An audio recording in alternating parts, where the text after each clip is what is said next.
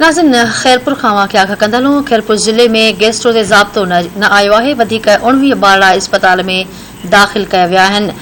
खैरपुर में गैस्ट्रो वबाई सूरत इख्तियार करे वियो आहे। गैस्ट्रो में मुब्तला थियलनि में रुस्तम अली, यासिर, अनवर, फहद ऐं ॿिया शामिल आहिनि।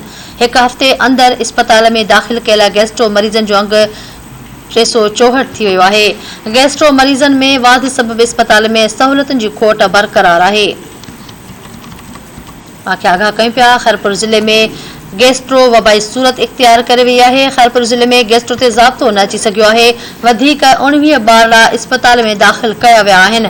गैस्ट्रो में मुब्तला थियलनि में रुस्तम अली, यासिर, अनवर, फहद ऐं ॿिया शामिल आहिनि।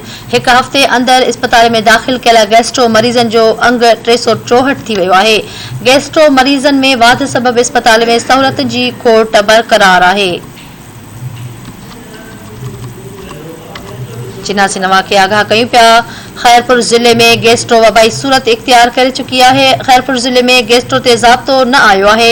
19 ॿार इस्पताल में दाख़िल कया विया आहिनि। खैरपुर खां धरती टीवी न्यूज़ जो रिपोर्टर अली अकबर कोपांग लाइन ते मौजूद आहे। जी अली अकबर, कहिड़ा तफ़सील आहिनि? गैस्ट्रो जेका वबा आहे खैरपुर में फैलियल आहे ऐं इस्पताल में बेडनि जी बि अणहूंद आहे, कहिड़ा तफ़सील आहिनि?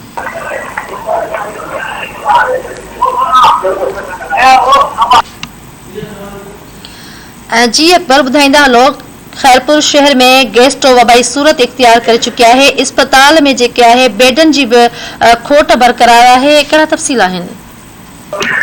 जी खैरपुर में गैस्ट्रो जेको आहे उहो वबाई सूरत इख्तियार करे वियो आहे। जॾहिं त 24 कलाकनि अंदरि जेके आहिनि 19 ॿार जेके आहिनि उहे सिटी अस्पताल खैरपुर में दाख़िल कया विया आहिनि। जॾहिं त दाख़िल कयल ॿारनि में जेके आहिनि रुस्तम अली, यासिर, अनवर, जेको आहे फहद, सोना, आयशा ऐं ॿिया जेके ॿार आहिनि उहे हिन में शामिल आहिनि। जॾहिं त हिकु हफ़्ते अंदरि जेको गैस्ट्रो में दाख़िल कयल ॿारनि जो जेको अंग आहे उहो 364 थी वियो आहे। जॾहिं त इस्पताल में जेका बेडनि जी ऐं सहूलियतुनि जी जेका खोट आहे उहा बि हिन महिल ताईं बरक़रार आहे। जॾहिं त वारसनि जो जेको इहो चवणु आहे त इस्पताल में सहूलियतूं त न आहिनि, पर जेके दवाऊं जेके आहिनि उहे असां ॿाहिरियां जेके आहे ख़रीद करे डॉक्टरनि खे ॾिनी पियूं वञनि। ओड़ा ड्यूटी डॉक्टर जो चवणु आहे त जेको आहे सहूलियतुनि जी खोट आहे। 1 खां 3 ॿार जेके आहिनि उहे बेड ते सुम्हारे करे उन्हनि जो इलाज कयो पियो वञे। जॾहिं त डॉक्टर जो इहो बि चवणु आहे त गर्मी जी शिदत में इज़ाफ़ो थियण करे जेको आहे गैस्ट्रो में वाध थी आहे ऐं इलाज जेको आहे उहो ॿारनि जो